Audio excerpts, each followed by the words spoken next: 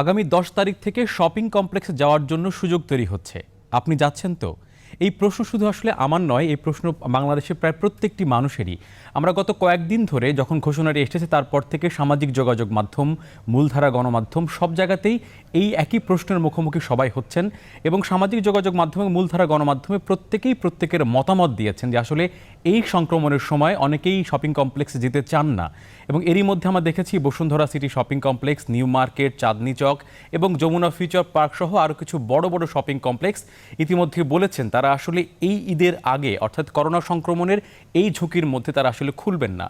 বাকিরা কি সিদ্ধান্ত নেবেন? আসলে এই সামাজিক সংক্রমণের এই বাস্তবতাতে এসে আসলে এই সিদ্ধান্তটুকু কতটুকু কার্যকর হতে পারে মাঠ পর্যায়ে, এবং তার পাশাপাশি যারা খুলবেন শেষ পর্যন্ত তারা কতটুকু আসলে সামাজিক এবং শারীরিক দূরত্ব বজায় রেখে এই সমস্ত শপিং কমপ্লেক্সগুলোকে নিরাপদ করতে পারবেন, সেই প্রশ্নগুলো কিন্তু আমাদের সবার সামনেই আছে।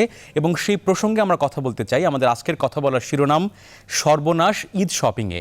আমাদের সঙ্গে সামাজিক দূরত্বের কথা মাথায় রেখে অনেকেই আমাদের সঙ্গে যুক্ত আছেন। তাদেরকে আসলে প্রত্যেকের জায়গা থেকে প্রত্যেকে এই সমস্ত সম্প্রদায়কে বা এই সমস্ত সেক্টরগুলোকে লিড করছেন।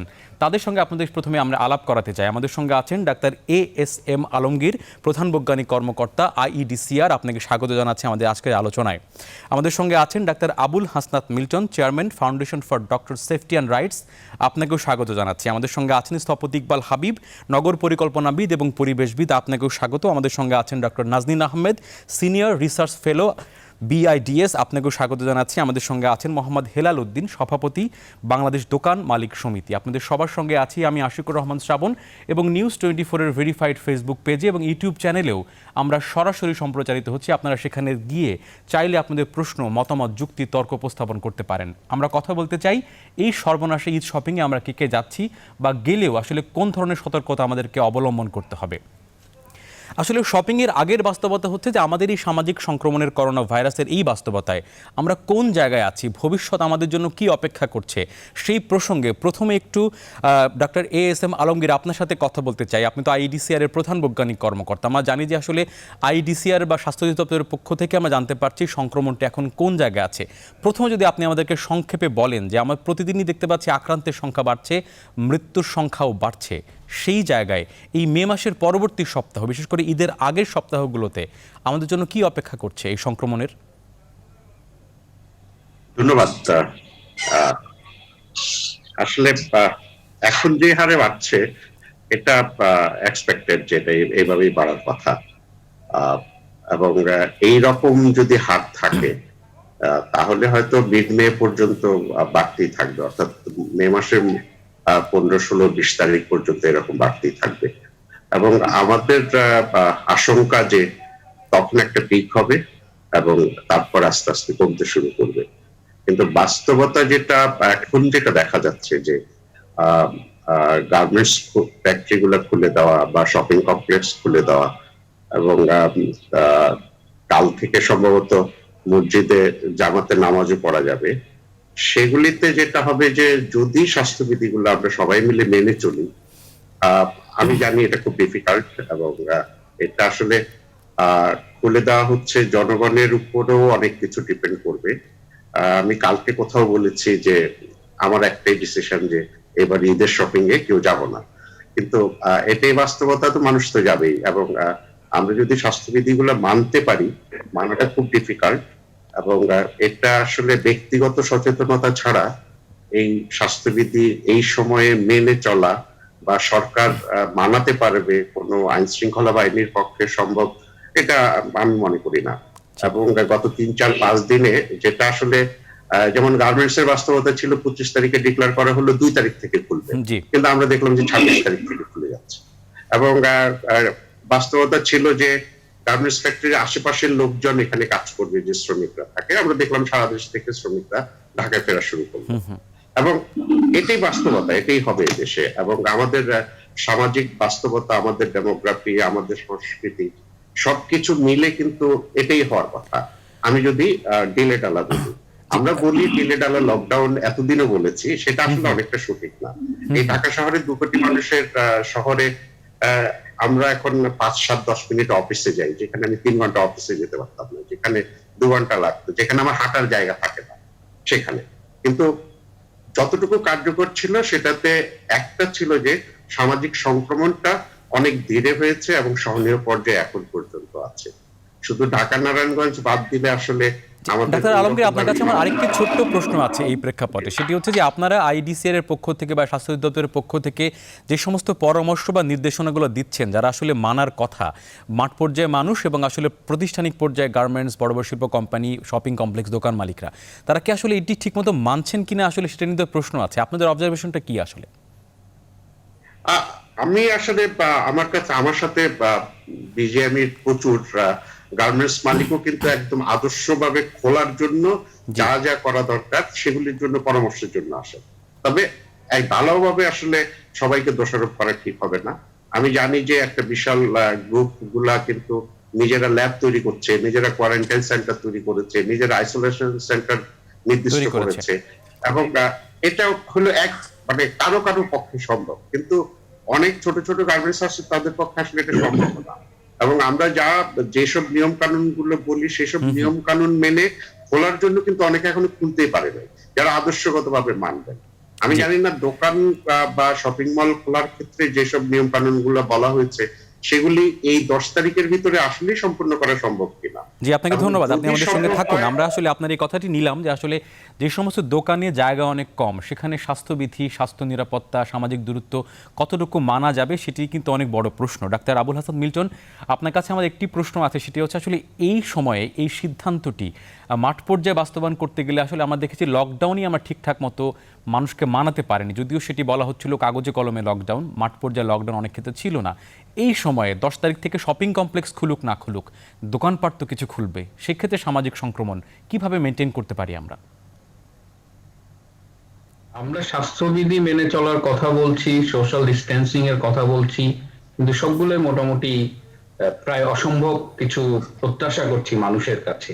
আমরা সবকিছু খুলে দেব, আগুন ধরবে লোকালয়ে, বলবো দূরে থাকো। আমি এখন পর্যন্ত খুঁজে পাই না যে আমাদের ডিসিশন মেকিং প্রসেসের বেসিসটা কোথায়। সারা জীবন বললাম যে এভিডেন্স বেসড ডিসিশন। সারা পৃথিবীতে যখন এই সংক্রমণের হার নিচের দিকে, তখন তারা লকডাউন নিয়ে চিন্তা ভাবনা করছে। আমাদের ঊর্ধ্ববর্তী সংক্রমণ যখন উপরের দিকে যাচ্ছে, তখন আমরা লকডাউন নিয়ে বিভিন্ন রকমের এক্সপেরিমেন্ট করছি। আজকেও জন হপকিন্স ইউনিভার্সিটি থেকে বলেছে যে আমরা যদি লকডাউন উইথড্র করে হার্ড ইমিউনিটির কথা ভাবি, যে ঠিক আছে কিছু লোক মারা যায় যাক, সেটাও কিন্তু খুবই ডেঞ্জারাস এবং বিপজ্জনক একটা সিদ্ধান্তের দিকে যাচ্ছে। সুতরাং আমাদের দুটো দিক, একটি জনস্বাস্থ্য, একটি অর্থনীতি, আমাদের সবকিছুর একটা কস্ট আছে, একটা মানুষের জীবনের একটা কস্ট আছে। তো আমাদের একটা ট্রেড অফ ব্যালেন্স করতে হবে। সেই ব্যালেন্সের জায়গাটা, সেই এভিডেন্সের জায়গাটা কিন্তু আমরা খুঁজে পাই না। আমাদের প্রিয় স্বাস্থ্যমন্ত্রী পর্যন্ত বলেন তিনি জানেন না লকডাউন কিভাবে উইথড্র হলো না হলো। এই যে একটা সমন্বয়হীনতা, এই যে একটি এভিডেন্স ছাড়া ইচ্ছে মতো সিদ্ধান্ত নেওয়া, এর মাসুলটা দিনের শেষে আমার বাংলাদেশের মানুষকেই দিতে হবে। তো আমি একজন জনস্বাস্থ্য বিশেষজ্ঞ হিসেবে আমার সামান্য জ্ঞানে বুঝতে পারি যে এই ঈদ উপলক্ষে 10 তারিখে দোকান খুলে দেওয়ার সিদ্ধান্তটা আত্মঘাতী একটা সিদ্ধান্ত। আমি ব্যক্তিগতভাবে শেষ কবে ঈদে একটি কাপড় কিনেছি আমার মনে পড়ে না। ওই আমার তো জীবন থেমে থাকেনি। ঈদে একটা ঈদ কেন, 5টা ঈদে যদি আমরা শপিং না করি বাংলাদেশে কিছু যায় আসবে না। হ্যাঁ, আপনি বলতে পারেন কিছু দরিদ্র লোক, তাদের হয়তো ইনকাম এফেক্টেড হবে। আমার ওই দোকানে যে দোকানদার বসে 10টা শাড়ি দেখাবে একটা ক্লায়েন্টকে, সে তো ক্রমাগত নিজেকে ঝুঁকির মধ্যে ফেলবে, এবং যে পরিমাণ সংক্রমণ বাড়বে এই দোকান খোলার ফলে, তার যে হেলথ কস্টটা আছে, সেই হেলথ কস্টটা যেটুকু ইকোনমিক প্রফিট বা বেনিফিট বা অ্যাচিভমেন্ট হবে তার চেয়ে অনেক। এই জায়গা থেকে আমি বলতে চাই যে এই সিদ্ধান্তটা একটি আত্মঘাতী সিদ্ধান্ত। ডাক্তার মিল্টন, আপনাকে প্রশ্ন করি, সেটা আত্মঘাতী সিদ্ধান্ত আপনি জনস্বাস্থ্য বিশেষজ্ঞ হিসেবে বুঝতে পারছেন, অনেকেই বুঝতে পারছে। সরকারের কাঠামোতেও তার অনেক বিশেষজ্ঞ আছেন যারা সরকারকে বুদ্ধি পরামর্শ দিচ্ছেন এই সংকটের মধ্যে। তারা কি ব্যাপারটি না বুঝেই সিদ্ধান্ত দিয়েছেন, বা সিদ্ধান্ত দেওয়ার বা সিদ্ধান্ত নেওয়ার ক্ষেত্রে অনুপ্রাণিত করেছেন? ব্যাপারটি কি দাঁড়িয়েছে সেখানে, আসলে কি মনে করছেন আপনি? সরকারকে কারা সিদ্ধান্ত দেয়, এটাই তো স্বাস্থ্যমন্ত্রী যেখানে বলে তিনি জানেন না, সেই সিদ্ধান্তগুলো কারা দিচ্ছে এবং যে কমিটিগুলো করা হয়েছে আমাদের দেশের স্বনামধন্য ক্লিনিশিয়ানদের দিয়ে আপনি একটি জনস্বাস্থ্য মোকাবেলা করাচ্ছেন। এইখানে একটা মৌলিক ভ্রান্তি কাজ করে। আপনি যদি আমাকে জিজ্ঞেস করেন যে অ্যাপেন্ডিসেক্টমির অপারেশনটা কোন দিক দিয়ে করতে হবে, সেটা যেমন একটা ভুল, তেমন একটি জনস্বাস্থ্য সমস্যাকে আপনাকে ফেস করাতে হবে দেশের শ্রেষ্ঠ জনস্বাস্থ্য বিশেষজ্ঞদের নিয়ে। জি। কিন্তু সেটা আপনারা না করে আপনারা বারবার একটি স্বাস্থ্য সমস্যাকে এমন ভাবে মোকাবেলা করছেন যেটা আসলে আমাদের কোথাও নিয়ে যাচ্ছে না। জি, আপনাকে ধন্যবাদ জানাচ্ছি, আপনি আমাদের সঙ্গে থাকুন। আসলে এই প্রসঙ্গে মোহাম্মদ হেলাল উদ্দিন, আপনার কাছে একটু আসতেই হচ্ছে, কারণ আপনি সরাসরিভাবে এই সেক্টরের সঙ্গে নেতৃত্ব দিচ্ছেন। আমরা শুধু একপাক্ষিক কথাই বলছি যে আসলে সংক্রমণ, দোকান খুললে অনেক অব্যবস্থাপনা হবে, অনেক কিছু হবে। আপনাদেরও তো নিশ্চয়ই কোনো না কোনো বক্তব্য আছে। আপনি অনেক গণমাধ্যমে এই সিদ্ধান্ত আসার পরে বেশ কয়েক জায়গায় বলেছিলেন যে আসলে আপনার কথার মধ্যে দুটি অংশ আছে। একটি অংশ হচ্ছে যে অর্থনৈতিক প্রবৃদ্ধি বা কিছু মানুষের বেঁচে থাকার জন্য এটি অনেক ভালো সিদ্ধান্ত। আবার যে ছোট ছোট দোকানগুলো আছে শপিং মলের বাইরে, সেখানে সামাজিক সংক্রমণ রোধ করার তো কোনো মেকানিজম আমাদের এখানে নেই। আপনি ঠিক এই মাঝখানে থেকে কি বক্তব্য রাখতে চান? আপনাদের অবস্থানটি ক্লিয়ার করবেন আমাদের কাছে একটু, মোহাম্মদ হেলাল উদ্দিন। ধন্যবাদ, ধন্যবাদ আশিক ভাই, আপনি আমার পুরো কথাটাই বলেছেন। প্রথমত আমি একটু বলি, আমরা যখন গত 8ই মার্চে যখন প্রথম শনাক্ত হলো বাংলাদেশে, তারপর থেকে কিন্তু আমাদের সমস্ত মার্কেটগুলো কার্যত একদম বন্ধের মতো চলে এসেছিল।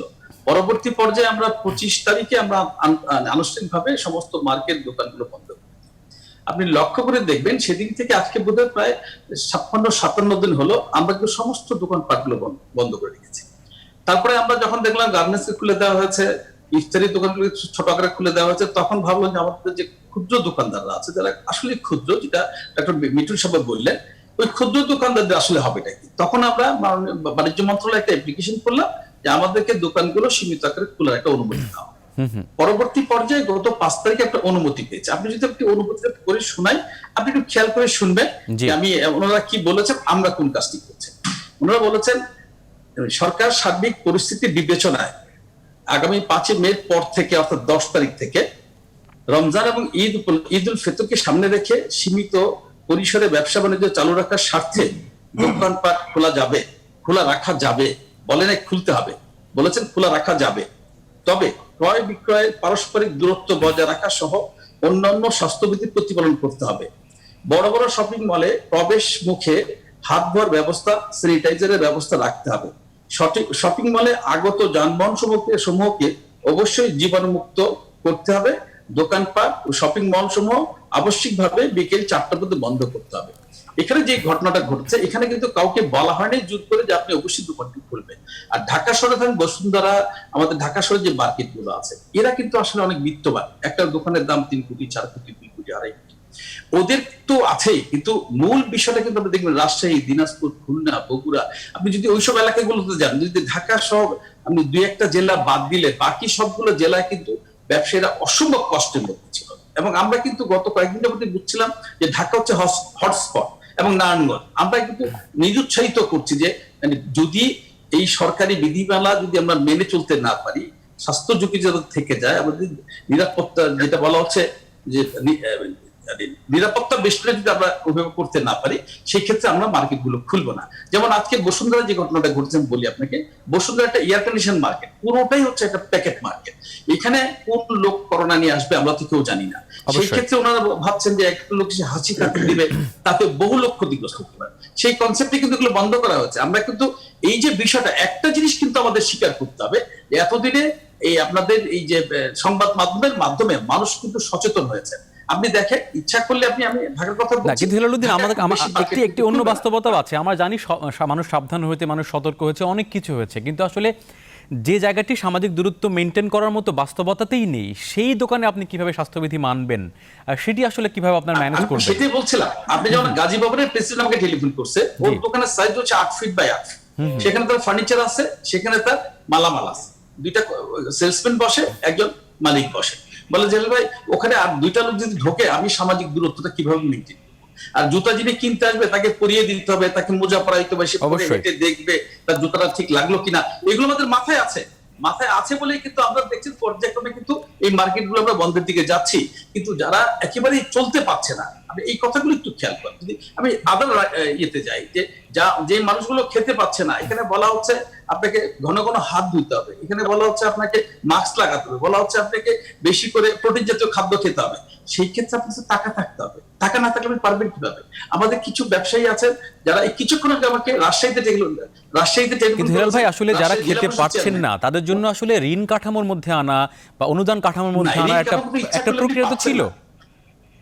না, ঋণ কাঠামো আমি পাচ্ছি না, আমি কথাই বলছিলাম যে ঋণ কাঠামো যদি আমরা সাথে সাথে পেয়ে যেতাম তাহলে সমস্যা হতো না। শুধু তাই না, আমরা যদি রেশনিং এর আওতায় ঢুকতে পারতাম, যেটা জি। মাননীয় প্রধানমন্ত্রী বলেছেন একটি মানুষকে না খাইয়ে থাকতে দেওয়া হবে না, আমরা তার আওতায় ঢুকতে পারছি না। বিকজ আমাদের দোকানে যে কর্মচারী গুলো আছে, আমাদের দোকানে যে পরিচ্ছন্ন কর্মচারী আছে, তারাও কিন্তু বিভিন্ন জেলা থেকে সেখানে চাকরি করে, ওই ওয়ার্ডের সে মেম্বার না, সেই কারণে জনপ্রতিনিধি যারা আছেন তারা আমাদের সেখানে নিচ্ছেন না। এই কারণে কিন্তু আমাদের সমস্যাটা হচ্ছে। জি যদি হেলাল ভাই, আমরা আপনার কাছে আমি এটা issue আপনার কাছে করতে আমি পারতাম। আসছি, আমি আপনার কথা বুঝতে পেরেছি। আপনারাও আসলে এই সিদ্ধান্তের পক্ষে বিপক্ষে একটা অবস্থান আছে, আপনারাও চাচ্ছেন যে আসলে রাষ্ট্র নিরাপদ থাকুক এবং অবশ্যই সীমিত আকারে ব্যবসা বান্ধব পরিবেশও আসলে বজায় থাকুক। আমরা ডক্টর নাজিন আহমেদ আপনার কাছে একটু আসতে চাই, আসলে যে যুক্তিগুলো ব্যবসায়ী বা এই সমস্ত হেলাল ভাই বা যারা এই সমস্ত সেক্টর নিয়ে কাজ করেন তারা যে কথাগুলি বলার চেষ্টা করছেন সেটি একটি যৌক্তিক জায়গা আছে, আবার একই যৌক্তিক জায়গা হচ্ছে আমাদের জীবনের মূল্য তো আসলে ব্যবসা বান্ধব অবস্থার চেয়েও অনেক বেশি মূল্যবান। জীবন এবং জীবিকার মধ্যে সমন্বয় করার জন্য শুধু খুলে দেওয়া ছাড়া অন্য কোনো অবলম্বন কি করা যেত কিনা, নিশ্চয়ই পরামর্শ আছে এখানে আপনার এই জায়গায়। কয়েকটা বিষয় মনে রাখতে হবে। হেলাল ভাই নিজেও বললেন এবং অন্যরাও আমরা বুঝি, এবারের কিন্তু ঈদ আগের বারের মতো বা কোনোবারের মতো হবে না। এবার আসলে ঈদই হবে না। আমরা বৈশাখটা যেরকম ভাবে করেছি, যে অবস্থার ভিতর দিয়ে এখন যাচ্ছি, ঈদটা সেরকম। যদি ঈদকেও পালন করেও, প্রথমত অবস্থায় মানুষের একটা বড় সংখ্যক মানুষের হাতে এখন টাকা নাই। জি। যারা খুব সীমিত আয়ে চলেন তারাও খুব সেভ করে চলছেন, যে তিনিও জানেন না তার জীবিকাটা কতদিন থাকবে, কারণ আমরা কেউ জানি না যে এই অবস্থাটা কতদিন চলবে। এইটুকু শুধু জানি যে যতদিন না একটা প্রতিষেধক আবিষ্কার হয় অথবা একটা ভালো ঔষধ আসে, ততদিন পর্যন্ত স্বাভাবিক জীবনযাত্রায় ফেরা যাবে না। এখন সেটা কি 9 মাস, 1 বছর, তো কবে কোন পর্যন্ত, এটা কিন্তু আমরা কেউ জানি না। যেহেতু এটা আমরা জানি না, কাজেই আমাদেরকে আস্তে আস্তে হয়তো কিছু স্বাভাবিক অর্থনৈতিক কর্মকাণ্ডে যেতে হবে। কিন্তু সেটার ভিত্তিটা কি হবে? সেটার ভিত্তিটা হবে, আমি এখানে দুজন ডাক্তার আছেন, তারপর আমি বলছি যে আমি বুঝি এটার ভিত্তিটা হবে যে আমার স্বাস্থ্য সেবা দিয়ে আমি কতজন মানুষকে সেবা দেওয়ার মতো প্রস্তুতি আমার হয়েছে। অর্থাৎ এই মুহূর্তে মার্কেট খুললে যতজনের সংক্রমণ হওয়ার সম্ভাবনা তৈরি হবে, অর্থাৎ সম্ভাব্য যতজন মার্কেটে যাবে তার মধ্যে যাদের সংক্রমণ হওয়ার যে সম্ভাবনা, সেই গাণিতিক নিয়মে কি আমার স্বাস্থ্য সুবিধা আমি বাড়াতে পেরেছি? আমি কি সেইভাবে, আইসিইউ লাগবে না আমরা জানি সবার, কিন্তু আমার যাদের অক্সিজেন লাগবে সেই পরিমাণে কি আমি বাড়াতে পেরেছি? এখন যদি বাংলাদেশের ক্ষেত্রে এত জনসংখ্যা, এটার 5% আর 10% তো বিপুল জনগোষ্ঠী, সেই যদি লক্ষ লক্ষ মানুষ আক্রান্ত হওয়া শুরু করে, আমরা কি সেই স্বাস্থ্য সেবা দেওয়ার মতো সক্ষমতা আমার আছে? নাই। এটা হচ্ছে সোজা কথা, আমরা সেই পর্যায়ে যেতে পারি না। কাজেই আমাদেরকে যে কোনো অর্থনৈতিক কর্মকাণ্ড খোলার ক্ষেত্রে বুঝে শুনে যেতে হবে। এই জায়গায় যেহেতু এই বছর ঈদের কেনাকাটা করার মানসিকতা এবং সক্ষমতা একটা বড় জনগোষ্ঠীর নাই, কাজেই ওই ঈদের যে কেনাকাটার ডিমান্ড সেটাও থাকবে না। দোকান খুলে দিয়ে বসে থাকলে কোনো লাভ হবে না, মানুষের হাতে যেহেতু পয়সা নেই। এখন যাদের হাতে পয়সা আছে সেই মানুষগুলো কিন্তু এই স্বাস্থ্য ঝুঁকির কারণে একটা বড় অংশ দোকানে যাবেন না। কিন্তু সমস্যা হবে ওই যে খুলে দেওয়া হলো, যারা ইতোমধ্যে লকডাউন না মানার মানে গা ছাড়া ভাবে মেনেছেন, আমি এটা স্বীকার করি বেশিরভাগ মানুষ মেনেছেন, বিশেষ করে ঢাকা শহরে, কিন্তু যাদের ওই মানসিকতা আছে তারা দেখা যাবে ঢাকায় হোক ঢাকার বাইরে হোক, তারা কিন্তু বাইরে যাবেন, কারণ ভাববেন যে এটা তো অনুমতি দিচ্ছে, সুতরাং এখানে তো সমস্যা তেমন কিছু না। এক্ষেত্রে যেটা করা যায়, আমি হেলাল ভাইয়ের সাথে এক জায়গায় একদমই একমত যে এই সাধারণ মানুষকে সাপোর্ট দিতে হবে। সরকারের প্রণোদনা সবাই পাবে না, কারণ সবাই তো আনুষ্ঠানিক খাতে নাই, সবার ব্যবসাটা রেজিস্ট্রেশন সহ ব্যবসা না। অনানুষ্ঠানিক খাতে যারা, তারা কিন্তু এই প্রণোদনা থেকে আবেদনই করতে পারবেন না। তাহলে তাদের ভরসা রইল কোনটা? বাংলাদেশ ব্যাংক 3000 কোটি টাকা বলেছে এনজিওদের মাধ্যমে দিবে, সেটার কিন্তু ইন্টারেস্ট রেট বেশি এবং সেটা সব শহরাঞ্চলে নাই। কাজেই এই অতি ক্ষুদ্র ব্যবসায়ীদেরকে অবশ্যই আমাদের সহযোগিতাটা দিতে হবে। আর কেনাকাটার ক্ষেত্রে আমি যেটা বলতে চাই, এটা বা যাদের কেনার ক্ষমতা আছে তাদেরকে কিনতে হবে, কিন্তু কেনার জন্য মার্কেটে যাওয়ার দরকার নেই। তারা অনলাইন প্ল্যাটফর্ম ব্যবহার করতে পারে কিনা? অনলাইন প্ল্যাটফর্ম অবশ্যই, প্রথমত হচ্ছে যেখানে যেখানে সম্ভব অনলাইন প্ল্যাটফর্ম ব্যবহার করতে হবে। অনেক ক্ষুদ্র উদ্যোক্তাও এখন অনলাইনে বিক্রি করে। যদি ক্ষুদ্র উদ্যোক্তা একা না পারেন, তাহলে বড় যে প্ল্যাটফর্ম গুলো আছে, আমি নাম বলতে চাই না, কিন্তু বাংলাদেশে এখন অনেক এরকম বড় বড় প্ল্যাটফর্ম আছে যেখানে ক্ষুদ্র উদ্যোক্তারা সম্পৃক্ত হতে পারে। সেই প্ল্যাটফর্ম গুলাকে বলতে হবে যে তারা যেন এই ক্ষুদ্র উদ্যোক্তাদেরকে অত যে কাগজপত্র হাবিজাবি এত কিছু না করে সহজে যেন তাদের প্ল্যাটফর্মে বিক্রির অনুমতি ডক্টর নাজিন, আপনার কাছে আমি এবং অবশ্যই আসবো। আপনার কথার একটি অংশ আমরা আলোচনার জন্য নিলাম, সেটা হচ্ছে ইকবাল হাবিব, আপনার কাছে আসলে সব শেষে আসার পেছনে একটি কারণ হচ্ছে যে আমরা সব স্টেক হোল্ডারদের বক্তব্য শুনেছি। আপনার কাছে আমাদের প্রশ্ন হচ্ছে সোজা একটি প্রশ্ন, সেটি হচ্ছে যে আমরা শুরু থেকে এখন পর্যন্ত সমন্বয়হীনতার শব্দটি বারবার প্রত্যেকটি সেক্টরে উচ্চারিত হতে দেখেছি, শুনেছি ও মাঠ পর্যায়েও সেটি আসলে দেখেছি। এত সমন্বয়হীনতার মধ্যে আসলে এই বাস্তবতায় শপিং কমপ্লেক্স বা এই সমস্ত দোকানপাট খুলে দেওয়ার সাহস করাওটা আসলে একটি বড় স্বাস্থ্য ঝুঁকির একটি প্রশ্ন তৈরি হয়। এই নগর, এই শহর, এই গ্রাম, এই বন্দর অনিরাপদ করার জন্য এই উদ্যোগটি আসলে থামানো যায় কিনা বা অন্য কোনো পন্থা অবলম্বন করা যায় কিনা? আপনার নিশ্চয়ই পরামর্শ আছে, আপনার নিশ্চয়ই বক্তব্য আছে ব্যাপারে। ক্রাইসিসে পৃথিবীর যে কোনো সভ্য দেশের মতো বাংলাদেশেও স্ট্যান্ডিং অর্ডার অন ডিজাস্টার বলে একটি পরিপত্র তৈরি করা আছে, যেখানে পরিষ্কার বলা আছে এপিডেমিক, এখন তো প্যান্ডেমিক, এবং এই ধরনের যে কোনো আর্থকোয়েক, যে কোনো হ্যাজার্ড হলে পুরো বিষয়টা একটা সমন্বিত কর্মধারায় সকল মিনিস্ট্রি কিভাবে কার অর্ডারে কে কাজ করবে, কে নেতৃত্ব নেবে, কে তাকে ফলো করবে, কোন বিষয় হলে কে কোথায় থাকবে, এইগুলোর একটা স্ট্যান্ডিং অর্ডার তৈরি করা আছে। আমরা ক্রাইসিস গুলোতে সেগুলো দেখি না, যদিও এই স্ট্যান্ডিং অর্ডারটা এই সরকারের সময় তৈরি করা আমরা এবারও দেখলাম, এবং আমি একটুখানি আমি মনে করি খুব সুন্দরভাবে উপস্থাপন করেছেন ডক্টর আবুল হাসনাত বিল্টন ভাই, এবং সেটাই হলো আসল পয়েন্ট, যে যখন একটা জনস্বাস্থ্যের বিষয় আসে তখন আমরা মেডিসিনের ডাক্তারকে দিয়ে দিচ্ছি তাকে দায়িত্ব যে আপনি এবার এটা কি করবেন, আপনি নেতৃত্ব নিয়ে যান। আমরা এই জনস্বাস্থ্যকে মোকাবেলা করে এই জনস্বাস্থ্যের প্যান্ডেমিকের বিরুদ্ধে আমরা খুলবো কি খুলবো না সেই সিদ্ধান্ত কে নিচ্ছে খেয়াল করে দেখেন, বাণিজ্য মন্ত্রণালয়। এবং সেই বাণিজ্য মন্ত্রণালয় ইতিমধ্যে এই রপ্তানিমুখী শিল্পের জন্য লেজে গোবরে করে পুরো জাতিকে ভয়াবহ জায়গায় নিয়েছে। জাতি বলছে এই জন্যে যে মানুষগুলি কষ্টকর অবস্থার মধ্যে গেছেন, তারা তো গেলেনি, এই সঙ্গে পুরো দেশের যে ব্র্যান্ডিং হলো, এই ব্র্যান্ডিং এ ভবিষ্যতে রপ্তানি করা কোথায় যায় নাদের আমাকে জিজ্ঞেস করেন। একটা দেশের ব্র্যান্ডিং ভবিষ্যৎ বাণিজ্যের জন্য খুবই গুরুত্বপূর্ণ। আপনি ভবিষ্যতে গার্মেন্টস এর ব্যবসা আনবেন, ওরা বলবে ভিয়েতনামে যাবো, সেখানে কোনো অসুস্থতা হয় না, সেখানে সবাই কোয়ারেন্টাইন থাকে, সেখানে অসুস্থতা ছড়াতে দেয় না, তারা নিয়ন্ত্রিত, তাদের গার্মেন্টসে করোনার জীবাণু নাই। আর বাংলায় প্রত্যেক ঘরে ঘরে জুতার তলা থেকে মাথার চুল পর্যন্ত করোনায় করোনা। এই ব্র্যান্ডিং যদি করার জন্য কারো খায়েশ থাকে, কোনো ব্যবসায়ী মহল যদি করে দিয়েছে তা আমি কেন না, ওরা 5 টাকা দিচ্ছেন আমার 3 টাকা দেন, এই মানসিকতা দিয়ে যদি বাণিজ্য মন্ত্রণালয় সিদ্ধান্ত দেয়, এবং দেখেন ওই গার্মেন্টস এর মতোই তারা ধরি মাছ নাচুই পানি এইভাবে করে সিদ্ধান্তটা দিয়েছে। প্রবলেম হচ্ছে কি জানেন, আমাদের সমীক্ষা নির্ভর আমাদের যে পরিকল্পনা, এইটা করার অভ্যাসই আমাদের নাই। ফেব্রুয়ারি মাস থেকে এই বিষয় নিয়ে বিস্তর আলোচনা হচ্ছে, কিন্তু এর বিশেষজ্ঞদের নিয়ে একটা প্রোটোকল তৈরি করে এগুলোকে উন্মুক্ত করা, অবশ্যই উন্মুক্ত করতে হবে। অর্থনীতি যে কথাটা, ভারসাম্যের কথাটা মিল্টন ভাই বলেছেন খুব সুন্দর করে, যে আমাদের একটা ভারসাম্যপূর্ণ জায়গায় যেতে হবে, একটা অর্থনীতি, একটা জনস্বাস্থ্য। এখন এই যে অর্থনীতি জনস্বাস্থ্যকে ভারসাম্য করার জন্য যে প্রোটোকল তৈরি করা, আপনি গার্মেন্টস করবেন খোলেন, কিন্তু সেটা যদি আপনি বলে দেন যে জনস্বাস্থ্য রক্ষা করে, আর জনস্বাস্থ্য শব্দটা কয়জন বোঝে, কয়জন ডাক্তার বোঝে জনস্বাস্থ্য, এই জায়গাতে আমরা প্রোটোকল তৈরি করতে পারতাম, দোকান খুলতে পারতাম, যেটা বসুন্ধরা সিদ্ধান্ত নিয়েছে অত্যন্ত কার্যকর সিদ্ধান্ত। এয়ার কন্ডিশন মলে, যারা মলে প্রবেশ এবং মল ত্যাগ করতে যাবেন তাদের প্রত্যেকে ধরা খেতে হবে, কারণ ওইখানে সিস্টেমটাতে নেগেটিভ প্রেসারের সিস্টেম থাকে না, পিভিএস সিস্টেম থাকে না, ফলে ওইখানে অবশ্যই একজনও যদি অসুস্থ থাকে, নিজের অজান্তে সে যদি একটা হাঁচি দেয়, পুরো মলে যারা থাকবেন ওই সার্কুলেশন সিস্টেম এসে ধরা খাবে।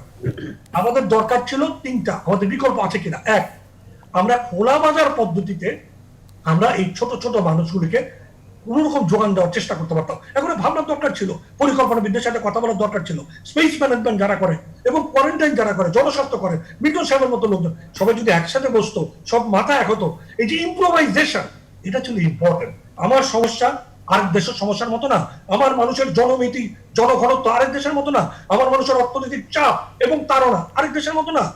আমরা এই খোলা বাজারের পদ্ধতিতে এখন বড় বড় সড়ক, বড় বড় মাঠ, বড় বড় স্টেডিয়াম, সেগুলোকে কোনোভাবে একদম দাগ দিয়ে দিয়ে, বিদেশের অনেক একদম ছবি ফেসবুকে দেখা যায়, দাগ দিয়ে দিয়ে আমাদেরকে বসিয়ে এটা করতে পারতাম। 1, 2, আমাদের উদ্যোক্তা একেবারে অঞ্চল ভিত্তিক ইউনিয়ন পর্যায় পর্যন্ত এখন ডিজিটাল বাংলাদেশের বিপুল বিনিয়োগের কারণে ছোট ছোট উদ্যোক্তা থেকে বড় বড় উদ্যোক্তা তৈরি হয়েছে, যারা ক্রেতা এবং বিক্রেতা, উদ্যোক্তা এবং যিনি ভোগ করবেন তাদের মধ্যে যোগাযোগ তৈরি করতে পারতো, এবং এই যোগাযোগের মধ্যে দিয়ে আপনি তার অর্থনৈতিক চাকাটা ঘুরাতে পারতেন, আর যিনি কিনতে চান, অর্থ আছে বা তার চাহিদা আছে, তিনিও কিন্তু চুপে চাপে একটা সিকিউর পদ্ধতিতে এটাকে আহরণ করতে পারতেন।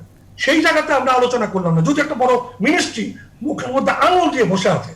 আবার একই সঙ্গে আপনাকে এটাও মনে রাখতে হবে, সত্যিকার অর্থে বাংলার মানুষ ওই রকম শিক্ষিত সিঙ্গাপুরের মতো না যে তাকে আপনি সেলফ কোয়ারেন্টাইন একটা ইংরেজি শব্দ বলে দিলেন আর সবাই বুঝে পেতেন। সেলফ কোয়ারেন্টাইন ডিকশনারি গাইডে বুঝে নিল, এটা হলো সেলফ জি, কোয়ারেন্টাইন। আপনার 3 নম্বর পরামর্শটা জানতে চাই। জি, দিয়ে দিচ্ছেন জনগণের উপরে, তারপরে মন্ত্রী এসে এই টকশোগুলিতে বলে কেষ্ট বেটাই চোর, জনগণ কেন এরকম করলো, জনগণ। আপনি আপনার জনগণকে না বুঝলে আপনার নেতৃত্ব ছেড়ে দেন। এই সমস্ত ব্যবসায়িক নেতৃবৃন্দ ভাইদেরকে বলছি, যদি আপনি পুরো বিষয়টা সার্বিকতা না বোঝেন, নেতৃত্ব ছেড়ে দেন। কারণ মনে রাখতে জি, হবে, ইকবাল ভাই আপনাকে আপনার প্রশ্নের নিশ্চয়ই জবাব দেবেন আমাদের হেলাল উদ্দিন আহমেদ। তার কাছে আসলে অল্প একটু জানতে চাই, হেলাল ভাই আপনি আসলে এই ইকবাল হাবিবের বক্তব্যের প্রেক্ষাপটে আপনি আসলে কি বলতে চান? আপনাদের সম্প্রদায় বা আপনাদের এই সমস্ত সিদ্ধান্ত নিয়ে তারা তো অনেক বক্তব্য রাখছেন, আপনার কোনো বক্তব্য আছে ব্যাপারে? ভাই যখন কথা বলেন খুব শক্ত করে বলেন, ঠিকই আছে, ওনার স্টাইলে উনি বলেন, ঠিকই আছে। আপনি কিভাবে খেয়াল করেন যে আজকে পাকিস্তান, ভারত এবং বাংলাদেশ, এখানে আলমগীর ভাই আছেন, আমরা বলবো তাদের সাথে আমরা একটু ভালো আছি, এটা আমাদের আশ্বস্ততার বিষয় না, বাট তাদের একটু ভালো আছে। এই ডাক্তাররা পরিশ্রম করছেন, প্রতিনিয়ত স্বাস্থ্যকর্মীরা পরিশ্রম করছেন, প্রতিনিয়ত। আমরা আসলে প্র্যাকটিক্যাল গ্রাউন্ডের কথা জানতে চাই হেলাল ভাই। জি জি, আমি সামনে শেষ করছি। জি। আপনি দেখেন মাননীয় প্রধানমন্ত্রী সকালবেলা উঠে বিভিন্ন জেলা ডিসিদের সাথে কথা বলেন, এসপির সাথে কথা বলেন, তারপরে আপনার সিভিল সার্জনের সাথে কথা বলেন। তারপরে যদি মনে হয় আপনার যে সমন্বয়হীনতা আমাদের কোথাও রয়েছে, আমাদের একেবারে আঙ্গুল দেখে বসে আছেন মুখের মধ্যে, ব্যাপারটা ওরকম না। চেষ্টা হচ্ছে, চেষ্টা করে যাওয়া হচ্ছে এবং চেষ্টার ফলপ্রসূ হচ্ছে। আপনি দেখবেন যে এই করোনা ভাইরাস আসার পরে যে কতগুলো সিদ্ধান্ত নেওয়া হচ্ছে, আজকে সবাই কিন্তু, আজকে ব্রাজিলের কথা খেয়াল করেন, ওখানে প্রতিদিন 1000 মানুষ মারা যাচ্ছে, ওখানে প্রতিদিন লক্ষ মানুষ আক্রান্ত হচ্ছে, তারপরে তাদের কিন্তু ব্যবসা বাণিজ্য চলছে। আজকে আমেরিকা কিভাবে চলছে সেখানে, আসলে কোন পদ্ধতিতে চলছে হেলাল ভাই, কোন পদ্ধতিতে তারা চালাচ্ছেন ব্যবসা বাণিজ্য? দুর্ভিক্ষে মরবো। তারা সেখানে কোন পদ্ধতিতে ব্যবসা বাণিজ্য চালাচ্ছেন সেখানে আপনি নিশ্চয়ই ভিডিও ফুটেজও দেখেছেন। আর সেখানকার সামাজিক ডিস্টেন্সের বাস্তবতা আমাদের বাস্তবতাকে এক মিলবে? মিলবে সেটি আমাদের মেলে তাদের সঙ্গে আমাদের? আচ্ছা, আমি এখানে একটু বলি, জি, জি, আসলে ডক্টর আমরা নাজনীন। এই ব্যাপারে একমত যে মানুষের অর্থনৈতিক কর্মকাণ্ড যতটা সম্ভব আস্তে আস্তে স্বাভাবিক যেতে হবে, কিন্তু প্রশ্নটা হচ্ছে is it the right time?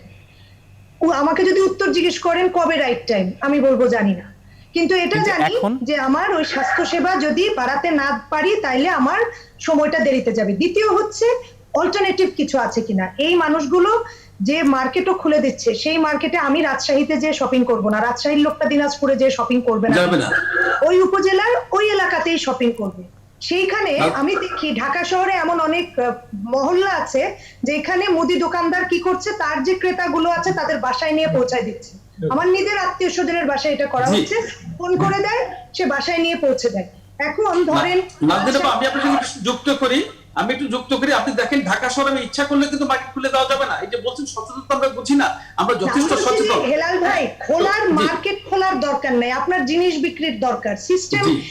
System চিন্তা করেন যে কি করে আমার তো রাজশাহীটা দিনাজপুর এখন আর পাঠানো যাবে না, এইবার দিনাজপুরের লোক ঢাকায় এসে শপিং করতে আসবে না। আবুল হাসান মিল্টন, আপনি এই প্রসঙ্গে কিছু বলতে চান কিনা? আপনি এই প্রসঙ্গে কিছু বলতে চান Abul Hasan Milton?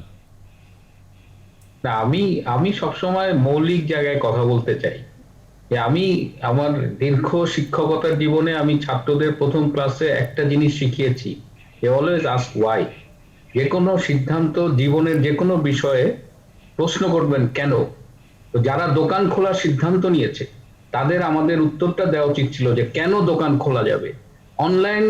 Online shopping এখন একটা বাস্তবতা বাংলাদেশে। অনলাইন শপিং এর মধ্য দিয়ে আমরা এই সমস্যাটা সমাধান করতে পারি। যাদের এসব দোকানের ক্ষুদ্র ব্যবসায়ীদের, কর্মচারীদের জন্য আপনারা দোকানটা খুলে দিলেন, তাদের আপনারা করোনায় আক্রান্ত হবার। মিঠুন ভাই, আমরা কি ক্ষুদ্র ব্যবসায়ীদের পক্ষে কি অনলাইন সিস্টেম চালু করা সম্ভব? দেওয়ান নাই, সেটা সম্ভব হেলাল ভাই। আপনি 50টা ইয়াং উদ্যোক্তাকে নিয়ে বসেন, তারা আমি সেই খুলনা প্রত্যন্ত অঞ্চলে আমি কি সেটা পাবো? ইকবাল হাবিব, আপনি মাঝখান থেকে, আপনারা সবাই মাঝখান থেকে কথা বলতে পারেন। আচ্ছা মিল্টন ভাই, আমি একটু উত্তরটা দেই, কিছু কথা মনে না করেন। একটি উপজেলায় একজন ম্যাজিস্ট্রেট ভদ্রমহিলা সিদ্ধান্ত নিলেন যে আমি ত্রাণের বিষয়টাকে একটু ডিজিটালি দুর্নীতিমুক্ত করতে পারি কিনা। দেখেন একটা ছোট্ট চিন্তা, উনি স্থানীয় দুজন প্রযুক্তিবিদকে, ডিজিটাল প্রযুক্তিবিদকে ধরে আনলেন, ইয়াং ছেলে, এবং তারা এটা তৈরি করলো এবং একেবারে দুর্নীতিমুক্ত ভাবে পুরো ডিস্ট্রিবিউশন করলেন। তার মানে ইকবাল ভাই তো দৃষ্টান্ত, এটা সবাইকে দৃষ্টান্ত পারবে। আমি একটু বলি, আধা মিনিটে এই যে ইম্প্রোভাইজেশনের চেষ্টা, আমি চেষ্টাটা করলাম না, বিকল্প খুঁজলাম না। আমি আবারও বলছি, অনলাইন শুধু না, অন কল, যেটা রাজেন্দ্র বাবু। আচ্ছা, আলোচনা ঠিক এইখানে একটু ছোট্ট বিরতি নেই আমরা, আসলে আমাদের বিরতি নেওয়ারও সময় হয়েছে। বিরতির পরে ফিরে এসে আমরা ঠিক একই প্রসঙ্গে আবারও ফিরে আসবো। ছোট্ট একটা বিরতি নেওয়ার সময় হচ্ছে, ছোট্ট একটা বিরতি আমাদের।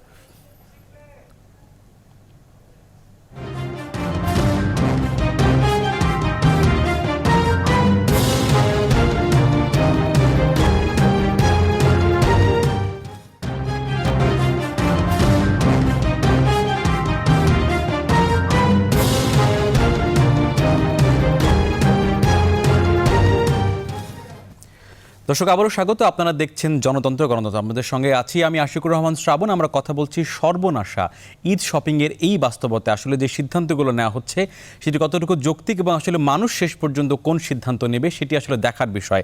ডাক্তার এস এম আলমগীর, আপনার কাছে আসলে এই মুহূর্তে আসতে চাই, শেষ মুহূর্তে আপনার কাছে প্রশ্ন হচ্ছে এরকম যে আসলে যে সংক্রমণের বাস্তবতায় আমরা এখন এই মুহূর্তে আছি, যদি আসলে বড় বড় শপিং মলগুলো না খোলে, কিন্তু ছোট ছোট দোকান, পাড়া মহল্লার দোকান বা প্রান্তিক দোকানদার যারা যদি খোলে, আমরা জানি এর মধ্যে 64 জেলা কিন্তু আক্রান্ত হয়েছে, রাঙ্গামাটিও আজকে আক্রান্ত হয়েছে। অনেকে মিথ্যা তথ্য দিয়ে তথ্য গোপন করে করোনা ভাইরাসের আক্রান্ত হওয়ার পরে রোগী হিসেবে তারা আত্মস্বীকৃতি দিচ্ছেন না। এই সংক্রমণের মধ্যে যদি আরও সামাজিক সংক্রমণ হয়, তার মানে কি আমরা গণমুখী সংক্রমণের দিকে আগাবো? সেক্ষেত্রে আমরা কিভাবে নিয়ন্ত্রণ করতে পারবো, সেটি কি ভাবছেন আপনারা? ধন্যবাদ। সংক্রমণ গণমুখী হয় না, আর সামাজিক সংক্রমণ হয়। ইনফেকশাস ডিজিজ তো আর ভালো কিছু না যে এটা গণমুখী হবে। তো আমরা আসলে যেটা বড় মল খোলা চেয়ে যে ছোট দোকান খোলাতে আমি আসলে ভাবলে আরো বেশি ভয় পাই। আসলে আমি গত 3 মাস ধরেই বলি যে আপনারা যখন ইভেন ফার্মেসিতে যাবেন, আপনারা কাঁচা বাজারে যাবেন, কাঁচা বাজারে বাংলাদেশের বাস্তবতায় আপনি কোনো ধরনের সোশ্যাল ডিস্টেন্স মেনটেন করা সম্ভব? সো আমরা তো বলেই যাচ্ছি, কিন্তু বাস্তবতা যেটা সেটার সাথে মিলে না। আমাদের ছোট দোকান খোলা যাবে, যে হেলাল ভাই প্রথমে শুরু করেছেন যে গাজী ভবন থেকে আমাকে ফোন করেছে 8x8 একটা দোকানে, সেখানে আমি 2জন কাস্টমারকে দাঁড়াতে দেবো কিভাবে? এটি তো বাস্তবতা। এবং সেই জন্য আমি হেলাল ভাইদের প্রতি অনুরোধ করব, আপনারা আবেদন করেছেন, সরকার সহৃদয় বিবেচনা করে আপনাদেরকে পারমিশন দিয়েছে, কিন্তু পারমিশন দিয়েছে যাদের পক্ষে বাস্তব। আমি যেহেতু ছোটবেলায় এলিফ্যান্ট রোডে বড় হয়েছি, আমার মাথায় তো ঈদ হইলে গাউসিয়া মার্কেট হয়, এবং সকাল আমি এই কথা শুনে আম্মাকে বললাম, তো চিন্তা করো তো, আমরা গাউসিয়া মার্কেটে দল বেঁধে যাবে, এই হলো ঈদের শপিং। এটা হলো বাস্তবতা। এখন আপনি বলেন যে বসুন্ধরা বন্ধ করেছে, ধন্যবাদ, কিন্তু আপনি আসলে কি গাউসিয়া বন্ধ করতে পারবেন যদি ঈদের শপিং আসলে হয়? আমি জানি না আপনারা মালিক সমিতির, আপনারা প্রভাবশালী, সেটা আপনি বলেন না, আপনারা প্রভাবশালী নেতা এবং ঈদের মার্কেট। আরেকটা জিনিস আমি কোনোভাবেই কোনো অঙ্ক কষে পাই না, এটা হয়তো নাজনীন ভাবি বলতে পারবেন, যে বাংলাদেশের একটা গার্মেন্ট যদি 2 মাস বন্ধ থাকে, তাহলে গার্মেন্ট শ্রমিকরা কেন বেতন পাবে না? আমরা কোটি কোটি টাকার ব্যবসা করব প্রতি বছর। আমরা সরকার কোটি কোটি টাকা, আপনাকে 1000 কোটি টাকা প্রণোদনাও দিচ্ছে। এই প্রণোদনা কেন লাগবে সেটা আমি জানি না, কারণ আমার গার্মেন্টস 2 মাস বন্ধ থাকলে আমি 2 মাস কেন বেতন দিতে পারবো না? তাহলে আমি এই এত বছর ধরে কি ব্যবসাটা করলাম? আমার স্টেবিলিটি কোথায়? আমি ছোট ছোট দোকানদারদের কথা আমার সম্পূর্ণ সহানুভূতিশীল আছে। আমি জানি দেশের প্রান্তিক জনগোষ্ঠীর এখন অনেক কষ্ট হচ্ছে, এক একটা মানে সবার কাছে সব মানুষ পৌঁছাতে পারে না, এক এক রকমের জনগোষ্ঠী আছে, তারা আসলে কারোর কাছে সাহায্য চাইতে পারছে না, এবং এগুলি বাস্তবতা আছে। আমরা ব্যক্তিগতভাবে সবাই ব্যক্তিগত জীবনে এগুলি পেশ করছি, এবং আমরা বিভিন্ন রকমের সাহায্য করার চেষ্টা করছি। এটা একটা জনগোষ্ঠী আছে, এই জনগোষ্ঠীর জন্য কোনো না কোনো ভাবে আমাকে কম্প্রোমাইজ করে দোকান খুলবেন, অফিস খুলতে হবে। কিন্তু সেটা যদি এইভাবে গণহারে খুলে দেওয়া হয়, তাহলে আমাদের জন্য আসলে একটা ঝুঁকি থেকেই যায়। আর আমি যদি জনস্বাস্থ্যের কথা বলি, আমি যদি মানুষের স্বাস্থ্যের কথা বলি, আমি জানি অর্থনীতির একটা স্বাস্থ্য আছে, সেটা অত্যন্ত গুরুত্বপূর্ণ, কিন্তু পৃথিবীর বিভিন্ন দেশের তথ্যপাত্র পর্যালোচনা করে আমরা যদি আমাদের মানুষের জন্য সবচেয়ে সঠিক সিদ্ধান্তটা নিতে না পারি, তাহলে আমাদের জন্য বিপর্যয় আছে। তারপরেও আমি আপনি কিছু বলছিলেন, জি। সচেতনতাটা খুব জরুরি এখানে। আমাকে আমার রক্ষা করতে হবে। অর্থাৎ হেলালুদ্দিন, আপনার কাছে একটু আসতে চাই। হেলালুদ্দিন, আপনার কাছে আসতে চাই। আসলে আমরা আপনার বক্তব্য ধরেই বলি, আপনারা বলেছেন যে আসলে খোলা যাবে, আপনারা কি খুলবেন?